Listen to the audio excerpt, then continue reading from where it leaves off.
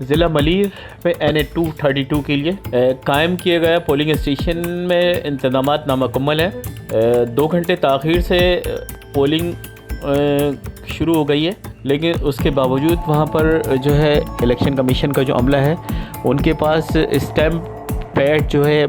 ایک ہی ہے، جس کی وجہ سے جب وہاں پر ووٹرز شناختی کارڈ لے کر اپنا جا رہے ہیں ووٹ کے لیے تو ایک ہی اسٹیمپ پیڈ کو استعمال کیا جا رہا ہے، جس میں بہت زیادہ لوگ